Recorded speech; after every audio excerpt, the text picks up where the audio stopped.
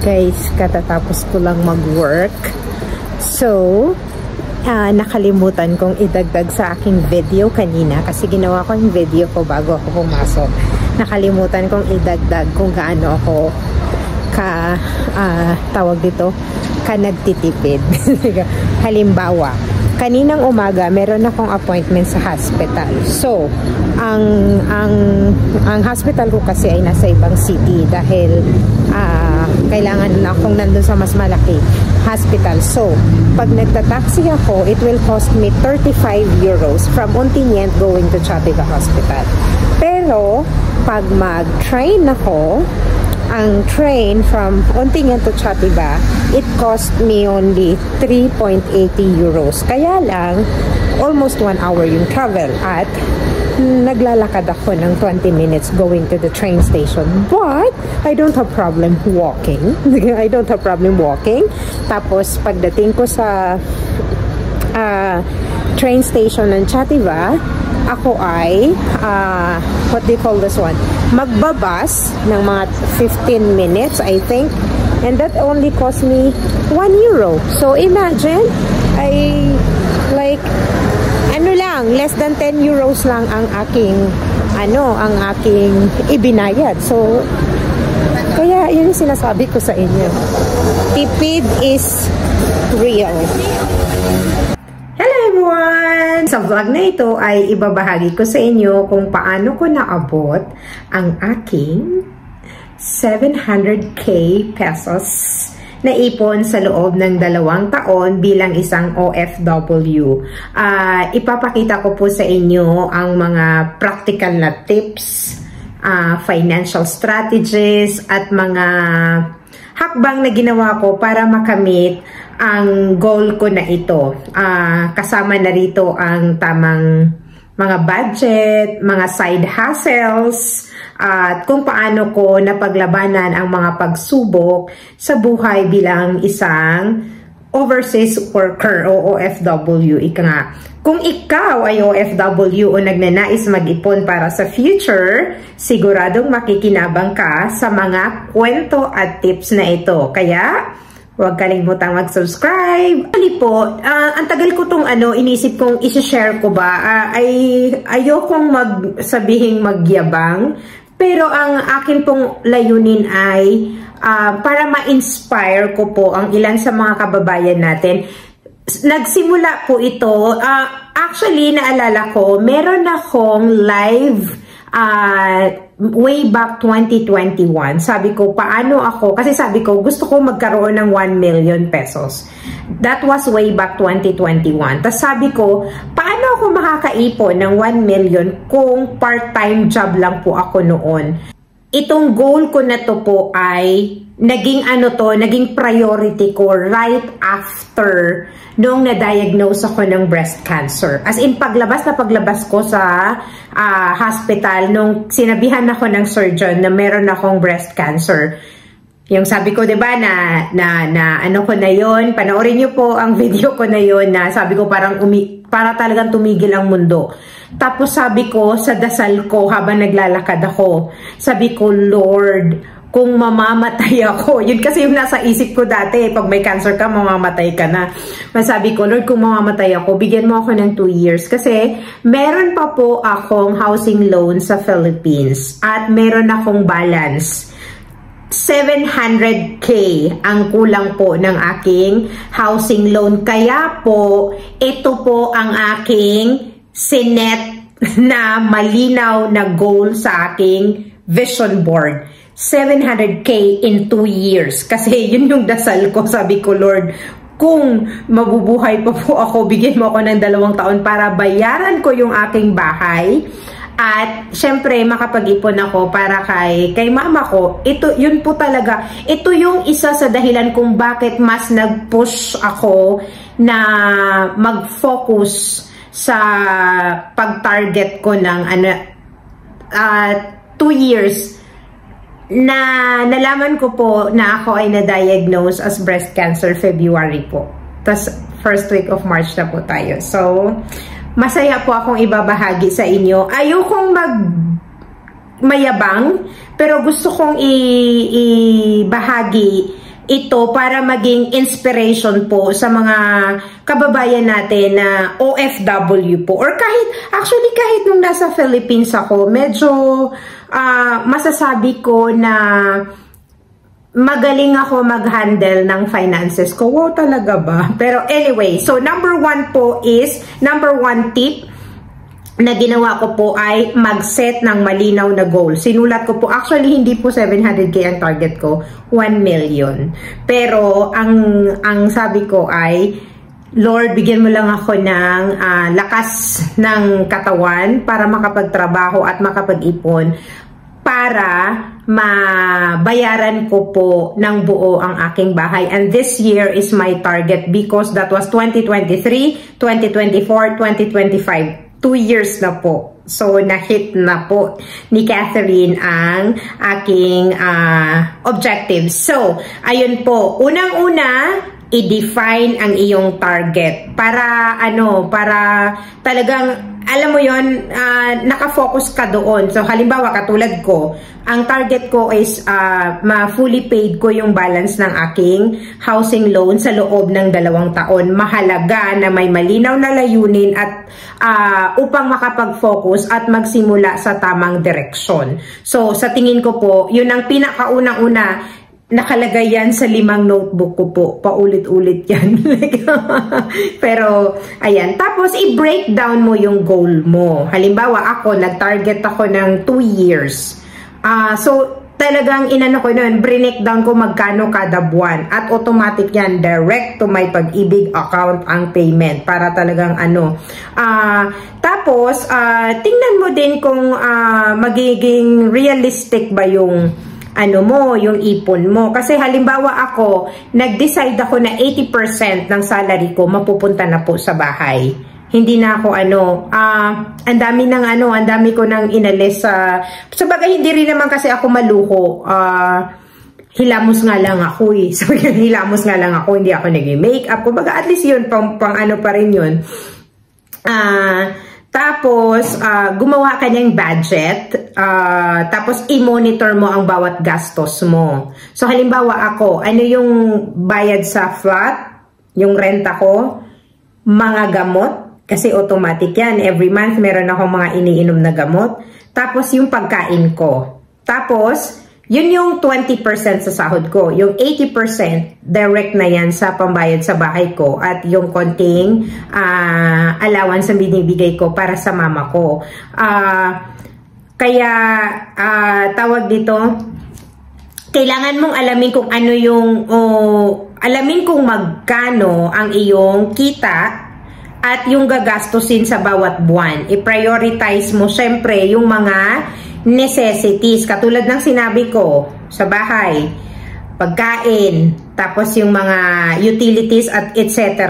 At wag magtapon ng pera sa mga hindi kailangang gastusin. So, alam mo yun, ano muna. Tapos, yun, nasabi ko na. Ako kasi, kung hindi mo kaya yung 80% ng salary mo, di mag-ano ka, 40 or 50%. Ako kasi naniniwala ako na wala naman yan sa laki ng sahod eh. Nasa disiplina. Kasi kung talagang gustuhin mo, talagang may maiipon ka. Sabi ko nga, kahit ako, lagi ko sinasabi sa mga kapatid ko, mag-ipon, kahit magtabi ka na 100, 1,000 every month. Pag naipon yan, magiging malaki din yan. Sunod po ay, maghanap ka ng additional income or yung sinasabi nating side hustles. Ako, bukod sa every month na salary ko, nagsa-sideline po ako hanggat kaya. Hanggat kaya. Para meron akong, kumbaga, yun na yung pandagdag ko sa mga pagkain ko at kung ano-ano pa. Kaya, halimbawa, kung dati kasi, nung hindi pa ako nagkasakit, actually, naglilinis din ako ng bahay. Yung 3 hours, meron akong 30 euros. At saka, natutuwa nga ako nung naglilinis ako ng bahay kasi parang, relaxing sa akin yung, alam mo yung naglilinis ka, tapos pagkatapos ng linis, napagod ka, tapos maligo ka, tapos matutulog ka na. Tapos, ang ganda nga, naisip ko ang ganda pala ng trabaho na to. Alam niyo kung bakit? Hindi katulad sa trabaho ko. After ng klase ko, nag-iisip pa ako kung ano yung gagawin ko bukas. Tapos lalo na yung mga exam group, Diyos ko Lord, grabe ang stress niyan sa akin kasi kailangan maano ko yung anong tawag nito, yung mga bata kailangan pumasa. So yun, pero nung 2023 nag-stop na po ako, hindi na po ako naglilinis kasi nga nung naoperahan ako, hindi ko pa nga siya masyadong maangat. Ayan, hindi ko siya masyadong maangat dahil ito yung kasi may tinanggal itong lymph node. So, tumigil na po ako. Kaya iba na yung iba na yung, ang extra ko ay yung utak na lang. So, ganun na, utak na lang. Pangalawa, mag-invest sa iyong sarili at pagkatuto. Bakit? Kasi, maglaan ka ng oras lagi para, matuto ka sa mga bagong kasanayan. Yung mga skills na makakatulong sa iyong career growth. Halimbawa ako, nag-aral ako ng online para mas magiging maganda yung estado ko sa trabaho, tapos tumaas ang sweldo ko. So kasi yun isang ang kaalaman ay makakatulong upang makahanap ka ng mas mataas na income at potential. Tapos alamin mo kung saan ka magaling. Halimbawa ako, dati may mga Pilipino na nakatira na nasa ibang bansa, halimbawa nasa Croatia, nagkaroon ako ng online, nag-aaral siya ng Spanish. So dahil marunong akong basic Spanish, yun ang sideline hustles ko, 'di ba? Kahit lang pa isang oras pag naipon mo. O 10 euro yun. So, ayun, isang malaking naitulong sa akin. At, marami namang mga libreng resources like online courses, mga webinars, mga articles na makakatulong sa financial literacy. Ako ang hilig kong manood ng mga video nila Chinkitan, lahat ng video na mapapakinabangan ko. At alam nyo ba, mayroon akong napanood na video, kaya ako nag-decide na bayaran ko ang aking housing loan yung balance ko in 2 years. Kasi kinumpute ko yung every year, magkano yung interest nun, kaysa tapusin ko yung 30 years. Sabi ko, oh my goodness, ang laki pala. So, nag-decide ako na bayaran ko siya in 2 years. And so, I am so happy and so proud of myself. Kaya, i-share ko po talaga sa inyo ito dahil gusto kong ma-inspire yung ilang mga kababayan natin na kung talagang ipa-priority natin yung mga bagay-bagay. Ako ay simula nung nagkaroon ako ng breast cancer, simula nung nagkasakit ako, mas nag-focus ako sa kung paano ako makaipon, paano ko mabayaran yung utang ko. Kasi parang inisip ko na, oh my God, kung hindi ako aabot ng ganitong taon, ayokong mamatay na merong utang. Gusto kong mamatay na, alam mo yun, yung mama ko, meron siyang tirahan, tapos meron siyang pera. Alam mo yun talaga yung nasa isip ko. At alam nyo ba, nakakatawa pa nun, inisip ko kung magkano ang pag iuwi ang katawan ko sa Pilipinas, pati yun inisip ko pa. Yung mga panahon na yun, promise, nung sinabi sa akin, may cancer ka, yun, sabi ko, magkano ang pag iuwi yung katawan ko sa Pilipinas, kailangan pag-ipunan ko yun. Ang dami kong ganon, Diyos ko, kung alam nyo lang. Tapos, mag-set ng emergency fund. Alam ko, syempre, yung mga nasa Pilipinas sasabihin, kasi malaki yung kita mo dyan.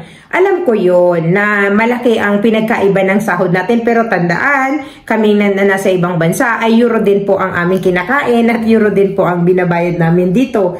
Pero sabi ko nga, nasa atin po yan kung paano po tayo magtipid. So, maglaan lagi sabi nila, yung ideal, 3 to 6 months worth of living expenses daw sa isang separate account para maging handa sa mga hindi inaasahang pangyayari. Katulad niyan, yung pag nagkakasakit at kung ano-ano pa. At ito ay magbibigay sa iyo ng peace of mind at makakatulong na hindi mo kailangang gumastos mula sa iyong ipon kapag may emergency. Which is totoo naman. 'Di ba? Yung sabi ko nga, hindi ako bibili ng isang bagay hanggat meron akong bagong rule ngayon sa sarili ko. Hanggat wala akong triple amount o triple na pera kung magkano yung bibilhin ko. So parang yun na yung ko ngayon, yun yung lesson ko sa aking sarili. Tapos i-prioritize mo ang pag-i-invest. Pero, ito, wala pa akong ano nito kasi hindi ako maalam sa mga stock market o kung ano man. Pero kung ikaw po ay may, di ba, mga mutual funds, like Pag-ibig, for example, o mga stocks, o real estate, o yan, pwede yan, di ba? Yung bahay, yan, real estate yan. Makakatulong yan upang mas malaki ang iyong ipon sa tamang panahon. I-prioritize mo ang iyong investment, tapos, disiplina, ito yung pinaka-importante sa tingin ko, disiplina at pag-iwas sa temptations. Ito po talaga, kailangan mong iwasan ang mga impulsive buying. Kasi alam mo naman, so bawat gastos na hindi essential ay hadlang yan sa iyong vision board, sa iyong goal. So, mag-set ka ng limitasyon sa panggastos at pagsagawa ng self-control. Halimbawa ako, hindi ako lumalabas, hindi ako gumagala. Lumalabas ako paminsan-minsan, pero hindi yung parang, alam mo yung kailangan every week, for example. Talagang, at saka, sabi ko, no shopping ako. Sige, no shopping. Kasi, yun ang target ko. Kasi sabi ko, meron naman akong damit, meron naman akong sapatos, meron naman akong etc. etc. Alam nyo, nag-shopping lang ako pag, like, nasa Germany ako dahil kasama ko yung kapatid ko. Parang yun yung bonding namin. Pero hindi kami shopping na, alam mo yung shopping galore. No. Naghahanap pa nga kami ng ng mga sale. Doon kami mas natutuwa magkapatid sa mga sale. So, yun yung namin. Pero talagang na ako, hindi na ako katulad ng dati na, kailangan bagong cellphone, kailangan branded yung bag, kailangan no. Ako, mas pinili ko na halimbawa yung sinusuot ko na pang-walking attire. Paulit-ulit. Okay lang. Bakit?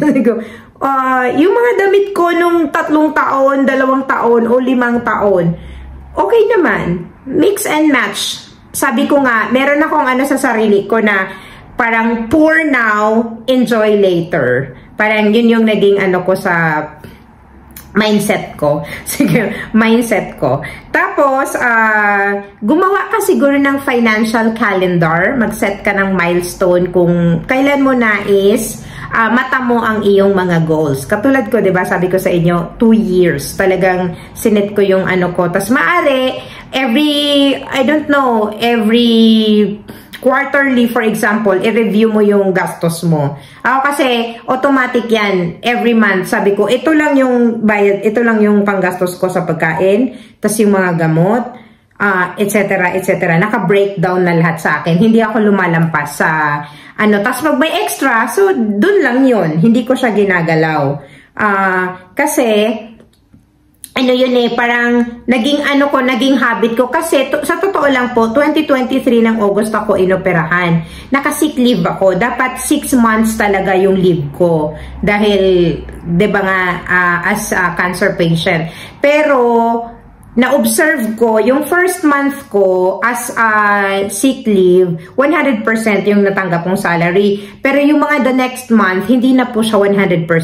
So sabi ko, pwede naman akong hindi naman ako yung nagbubuhat, 'di ba? So sabi ko, balik na lang ako kasi para mabuo ko yung sweldo ko. Kasi sabi ko, kung 6 months akong konti lang yung matatanggap ko, masisira ang aking masisira ang aking goal. Pero siyempre, priority pa rin natin ang ating kalusugan. I mean, ako kasi, mas pinili ko magtrabaho dahil hindi ko kaya na nasa loob lang ako ng bahay tapos mas umaano yung isip ko. So, ang trabaho ko ang nag-save sa buhay ko. Yun na, sabi ko nga, diba, meron akong video na ang trabaho ko talaga ang naging sa akin. Dahil pag nasa loob ako ng classroom, yan ang happy place ko, yung classroom. Tapos pag niyakap ako ng mga bata, iba yung happiness na nabibigay sa akin. Kaya mas pinili ko talaga na magtrabaho after August, September, October, I think December yata yun nung nag-ask na ako sa doctor ko, tapos pinayagan naman po nila ako. So, and then siguro, katulad ng sinabi ko, i-visualize mo yung goal mo o yung pag-audit. I-audit mo yung progress mo. Kung medyo nataasan ka sa target mo ng savings mo, edi babaan mo ng konti. Tapos, yun, katulad ng sabi ko, i-review mo ang yung ipon, maybe every 3 months. Tapos, kung hindi naman, ako kasi ang nire-review ko yung balance ng pag-ibig eh. Kasi every month may pinapadala sa akin na billing statement. So, yun yung nire-review ko. Kasi automatic na, as in fixed amount ako. 80% of my salary, direct talaga to pag-ibig. So, ang nakikita ko na lang is yung balance. So, kaya target na target ko. Oops, in this month, like, talagang bullseye ang ano ni Catherine. So, kung kinakailangan naman na baguhin mo ang iyong approach, lalo na kung may unforeseen ka na gastusin o pagbabago sa iyong income, i-adjust mo din. At ito ang pinaka-importante sa lahat, reward yourself. So, kapag natutunan mong mag-save at nakamit mo ang mga milestone, bigyan mo yun ng reward ang iyong sarili. Maliit na reward, hindi yung puro deserve ko to, deserve ko to, deserve ko to. Para naman ang motivation mo sa pag-abot sa iyong, magpatuloy ang motivation mo sa pag-abot ng iyong final goal. Ako, halimbawa, ng Christmas, yun ang yun ang motivation ko. Kasama ko yung kapatid ko, shopping kami. Shopping kami, hanap kami ng mga mumurahin. So, ayun lamang po. Pagsunod sa mga hakbang na ito ay pagpapakita ng disiplina, dedication o dedikasyon at tamang mindset. Tiyak ay makakamit mo ang iyong ipon challenge. Sa loob ng kung ilang taon yan, ako kasi 2 taon ako dahil yun lang ang afford ng aking timetable at ng sarili ko. So, sana po ay makapag-inspire po ako ng mga kapwa ko kababayan na alam mo yon, naniniwala po talaga ako na kapag gustuhin natin ay makakamit po natin ang ating goal sa buhay. Good luck sa inyong financial journey and keep going and keep growing. God bless everyone. Sana po ay may natutunan kayo sa video na ito. Ciao!